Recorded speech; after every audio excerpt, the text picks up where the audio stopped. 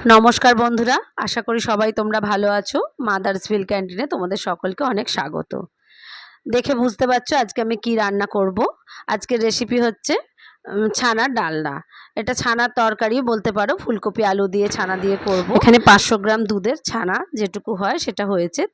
তার উপরে আমি এরকম একটা ভারী বাটি বসিয়ে দিয়েছি, জল সমেত দিয়ে ছানাটা জল ঝরাব নিয়ে জলটা পুরোপুরি ঝরে গেল, 45 মিনিট মতো থাকলো, তারপরে জলটা ঝরে গেল।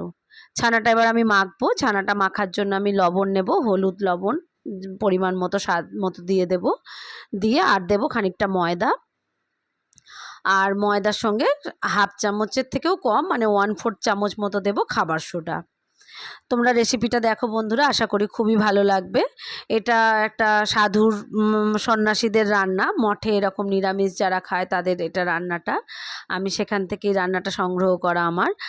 দেখো তোমরা, আশা করি তোমাদের একটু অন্যরকম লাগবে রান্নার ইনগ্রিডিয়েন্টসগুলো, আর ভালোই লাগবে।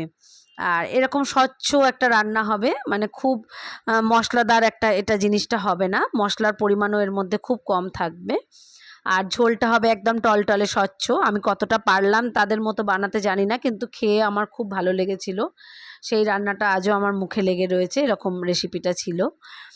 আর সেখানে খেয়েছিলাম আমি পটল আলু আর ছানা দিয়ে। আর আজকে আমি বানাচ্ছি ফুলকপি আলু আর ছানাটা দিয়ে। ছানার পরিমাণ খুব কম বলে আমি কপিটা দিলাম। কপিটা দেওয়ার প্ল্যান আমার আগে থেকে ছিল না, আমি আলু আর ছানা দিয়েই করব ঠিক করেছিলাম, কিন্তু ছানার বলগুলো খুব কম পরিমাণে হয়ে গেছে, তাই আমি একটু কপিটা তার সঙ্গে দেব। তোমরা দেখো রেসিপিটা, আশা করি তোমাদের ভালো লাগবে। আর যদি ভালো লাগে তোমরা লাইক করো, বন্ধুদের মধ্যে অবশ্যই শেয়ার করে দিও। আর যারা আমার নতুন বন্ধু তাদেরকে বলি প্লিজ চ্যানেলটিকে একটু সাবস্ক্রাইব করে রেখো, আর বেল আইকনটাও, পাশে থাকা বেল আইকনটা তোমরা প্রেস করে রেখো, তাহলে নোটিফিকেশান তোমাদের কাছে পৌঁছে যাবে। আমি বেশ খানিকক্ষণ ধরে ছানাটা মাখলাম, একবারে যতক্ষণ না স্মুথ হলো ততক্ষণ আমি মেখে গেলাম। মোটামুটি 10 থেকে 15 মিনিট তোমরা ছানাটাকে এইভাবে হাতের তালু দিয়ে মাখবে, তবেই সুন্দর ছানার বলটা হবে। আর ছানার বল যত সুন্দর হবে তত ভেতরটা জুসি হবে, তত খেতে ভালো হবে। আর আমি কয়েকটা কিশমিশ নিয়েছি, এই বলগুলোর মধ্যে একটা করে কিশমিশ ভরে আমি বলটা রেডি করব। দেখো বন্ধুরা, তোমরা দেখলেই বুঝতে পারবে। আর এরকম ছানার ডালনা হলে সত্যি নিরামিষ যারা খাও তারা তো অবশ্যই খুব পছন্দ করো। ছানার ডালনা তাদের নিরামিষ রান্নার একটা ফেমাস রান্না, যেমন ধোকার ডালনা তেমনি ছানার ডালনা। তবে যেভাবেই করো ছানার ডালনা, ছানার মধ্যে যদি জুসি ভাবটা না থাকে তাহলে একদমই ভালো লাগে না। এইভাবে ছানাটা যদি স্মুথ করে মাখো আর সুন্দর করে বলগুলো ভেজে তোলো, দেখবে একদম পুরো গ্রেভি বলের মধ্যে ঢুকবে আর খুব জুসি হবে বলগুলো। আমি কড়াতে বেশ খানিকটা তেল নিয়েছি, আর ফ্লেমটা এখন হাই ফ্লেম আছে, যেহেতু তেলটা গরম হওয়ার ব্যাপার, কিন্তু বলগুলো দেওয়ার সাথে সাথে আমি একেবারে মিডিয়াম ফ্লেমে ভাজবো। ফ্লেমটা অবশ্যই লক্ষ্য রাখবে তোমরা, লো টু মিডিয়াম ফ্লেমে ভাজতে হবে, নাহলে ওপরটা পুড়ে যাবে, ভিতরটা কাঁচা থাকবে। গ্যাসের ফ্লেম কমিয়ে আমি সুন্দর করে একটা ভেজে তুলবো বলগুলো। তোমরা এইভাবে বলগুলো ভাজবে, দেখবে বল পুড়েও যাবে না আর সুন্দর একদম শক্ত হয়েও যাবে না।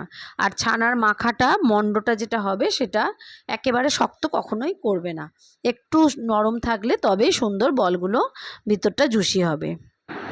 পুরো রান্নাটা আমি রিফাইন্ড তেলেই করব, সাদা তেলে। দেখো সাদা তেলে করলে স্বাদটা সুন্দর হবে। এক পিঠ মোটামুটি ভাজা হয়ে গেছে, এবার উল্টো পিঠটা ভাজার জন্য আমি উল্টে দিচ্ছি বলগুলোকে।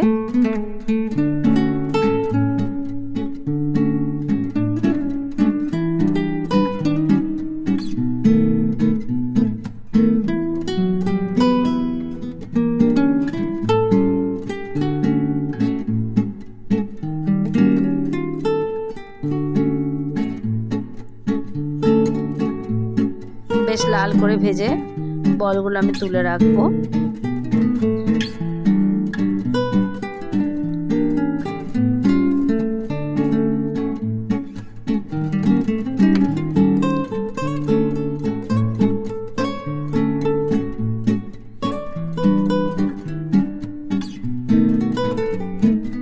দেখো বন্ধুরা, বলের আকার অনেকটাই বড় হয়েছে। এবার তরকারিতে ফোটার পর এই আকারটা আরও একটু বড় হয়ে যাবে। তোমরা এইভাবে রান্নাটা একবার হলেও করে দেখো, খুব ভালো লাগবে। মানে মশলাদার খাবার তো আমরা খাই, এটা মশলা ছাড়া একেবারেই হালকা একদম টলটলে, যেটা ঝোলটা হবে সুন্দর দেখতে হবে আর খেতে হবে খুবই সুন্দর। আমি ওই তেলের মধ্যে রান্নাটা করব, তবে এখন আমার পুরো তেলটা লাগবে না, আমি তেলটা কমিয়ে নিচ্ছি।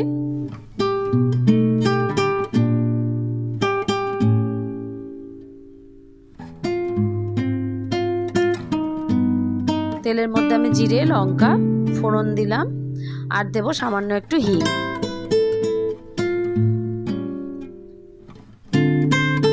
নিরামিষ রান্নায় আমরা একটু হিং ব্যবহার করি, যা তাতে ফ্লেভারটা সুন্দর ওঠে। আমি দুটো এলাচ ফেলে দিলাম, দিয়ে আলুগুলো টুকরো করে রেখেছিলাম সেই আলুগুলো আমি ভেজে তুলব।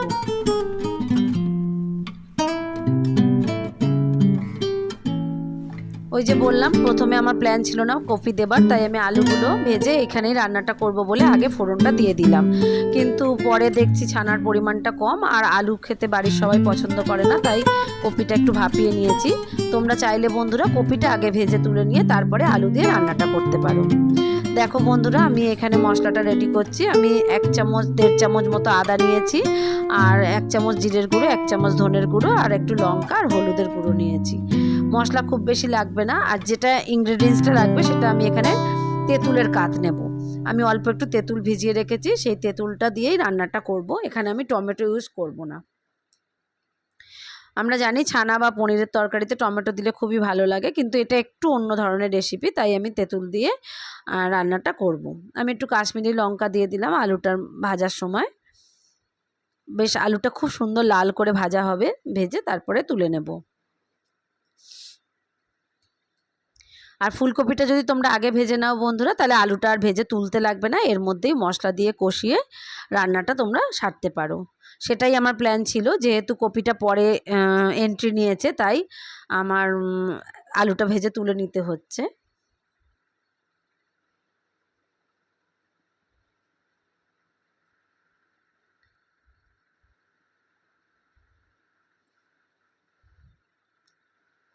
আমি আরও একটু তেল দিলাম বন্ধুরা, দিয়ে এবার কপিটা ভাপিয়ে রেখেছিলাম সেই ফুলকপির টুকরোগুলো ভেজে নেব।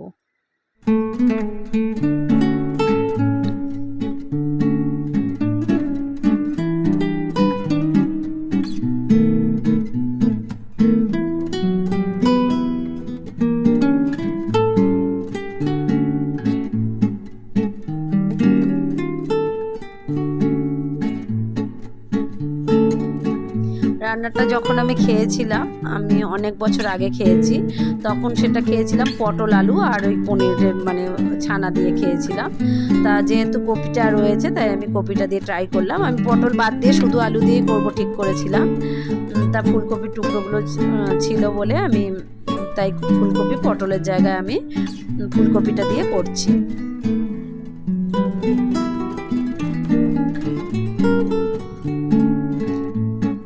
আগে বেশ খানিকটা তেল লেগেছে, তাই এখন আমি আর বেশি তেল ইউজ করছি না। আমি অল্প তেলের মধ্যেই মশলাটা ধৈর্য ধরে কষবো আর একটু জল দিয়ে দিয়ে কষবো। প্রথমে দিয়ে দিলাম আদা, আদার মধ্যেও একটু আমি হিং দিয়ে নিয়েছি, আর দিয়ে সেটাকে আমি ভালো করে প্রথমে ভাজা করে নেব, মানে একটু কষে নেব। আর এবার মশলাগুলো আমি জল দিয়ে নিলাম, দিয়ে একটু ওটাও কষতে থাকবো।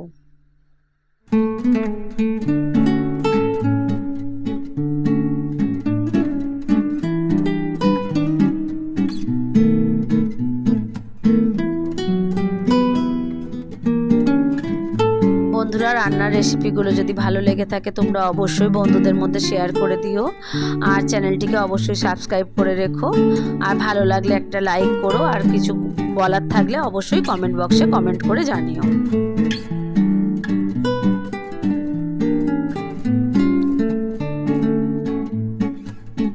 আর যারা আমার নতুন বন্ধু চ্যানেলটিকে দেখছো অথচ এখনও সাবস্ক্রাইব করে উঠতে পারোনি, তারা প্লিজ একটু সাবস্ক্রাইব করে দিও। আর যারা পুরনো বন্ধু তাদেরকে অসংখ্য ধন্যবাদ আমার পাশে থাকার জন্য। দেখো বন্ধুরা, আমি কপি আলু সব দিয়ে এবার ভালো করে ওর সাথে মিশিয়ে নেব। আর মশলাটা আমি বেশ খানিকক্ষণ সময় নিয়ে কষালাম, কম তেলের মধ্যে সুন্দর জল দিয়ে দিয়ে মশলাটা কষিয়ে নিলাম।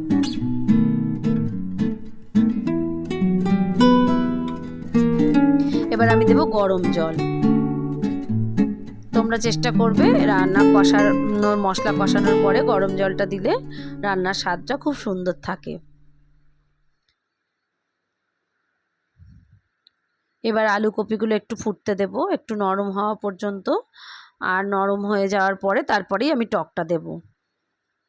আগে টক দিয়ে দিলে যেটুকু শক্ত ভাব আছে সেটা থেকে যাবে, আর নরম হবে না।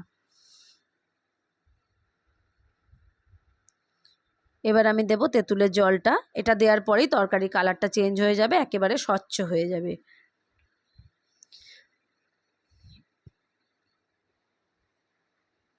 টক দেওয়ার পরে আমি নুন মিষ্টিটা ব্যালেন্স করব।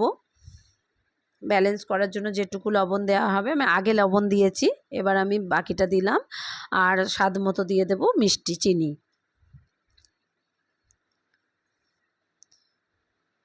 এই রান্নাটা আমি আর একটা জিনিস দেব, তো বন্ধুরা তোমরা দেখো, দেখলেই বুঝতে পারবে আমি কি দেব। আর একটু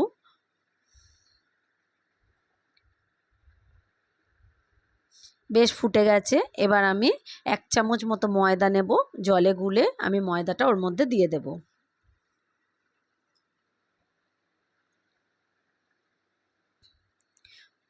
ময়দা দেওয়ার পরে একটু পুরো এটাই চেঞ্জ হয়ে গেল, থিকনেসটা অন্যরকম হয়ে গেল। এবার আমি বলগুলো দিয়ে দেব। দেখো বন্ধুরা, বলগুলো দেওয়ার পরে গ্রেভিটা অনেকটাই টেনে যাবে, তাই এরকম ঝোল রাখার চেষ্টা করব। একটু গরম মশলার গুঁড়ো দিলাম, কিন্তু যেহেতু তেঁতুল দিয়েছি তাই ঘি দিলাম না। রান্নাটা দেখতে হালকা পাতলা হলেও খেতে হয় অসাধারণ। আমাদের তো খুবই ভালো লাগে। তোমরা একবার হলেও বানিয়ে দেখো, আশা করি ভালো লাগবে। দেখো বন্ধুরা, এই আমার রান্না পুরোপুরি রেডি। দেখা হবে পরবর্তী কোনো ভিডিওয়। তত ভালো থেকো বন্ধুরা, নমস্কার।